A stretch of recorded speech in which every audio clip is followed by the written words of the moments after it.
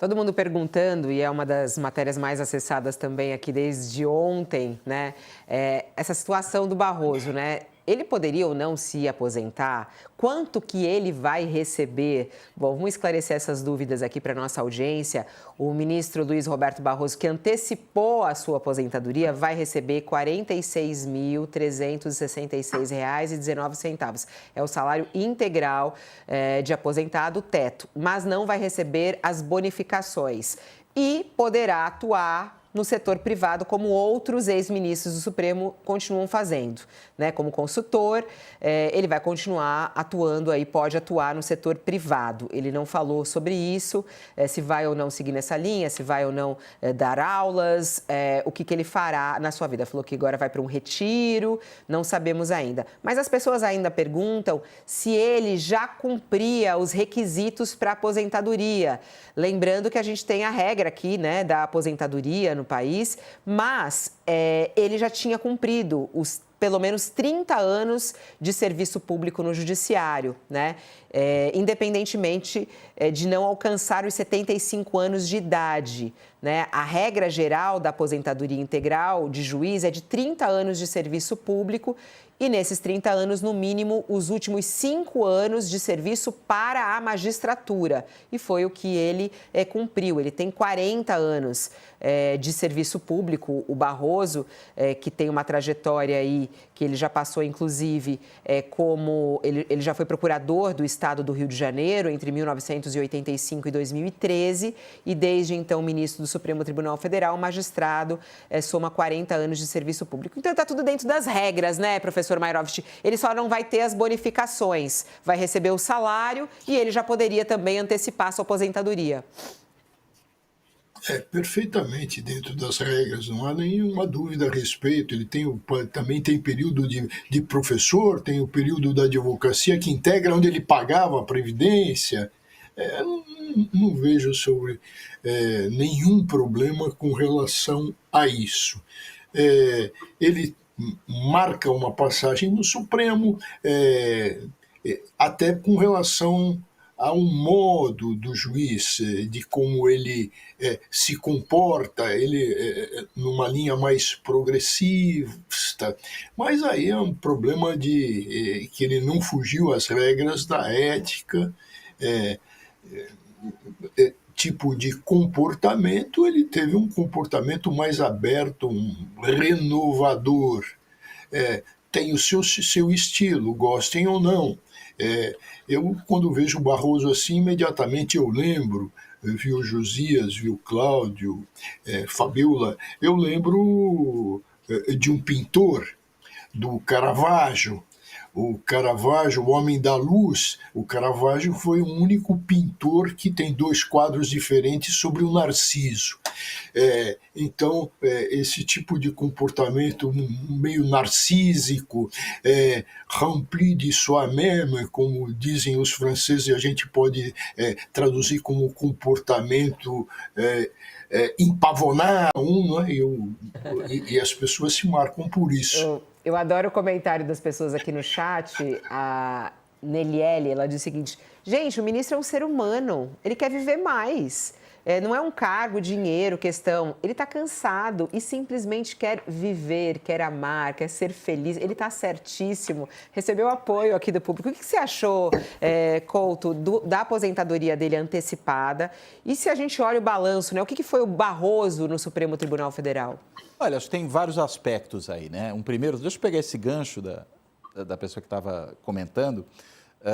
Ele teve uma situação difícil pessoalmente nos últimos anos, né? Ele teve uma esposa muito adoentada que faleceu, né, por câncer, né? E isso evidentemente foi um impacto para ele. E claro que isso é um dos elementos que pesam nessa hora.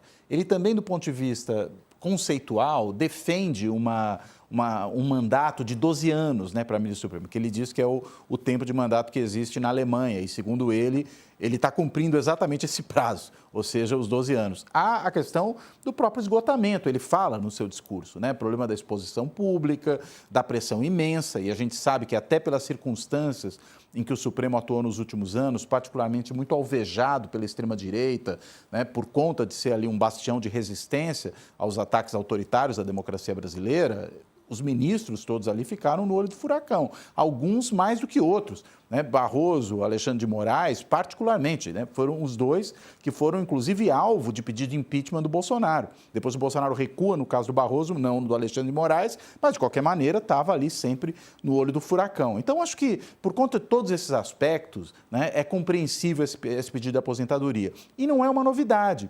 A gente já teve outros ministros anteriormente do Supremo que também se aposentaram mais cedo. Ellen Grace, Nelson Jobim, Joaquim Barbosa e agora, né, o próprio Barroso. Posso até estar me esquecendo de algum no período mais recente, mas todos esses aí no período mais recente se aposentaram antes de chegar à idade limite porque tinham outras questões que queriam fazer da vida, que tenham outros encaminhamentos, até por questões de saúde e tudo mais.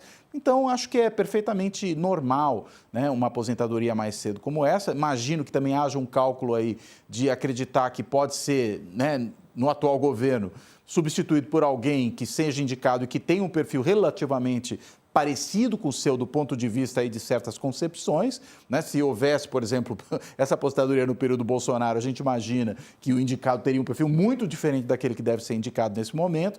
Então, imagino que até esse tipo de cálculo tenha comparecido aí às considerações do ministro Barroso. Mas acho que é um ato normal, tanto do ponto de vista pessoal como do ponto de vista institucional. Josias, como é que você define a passagem de Barroso nesses 12 anos no Supremo Tribunal Federal?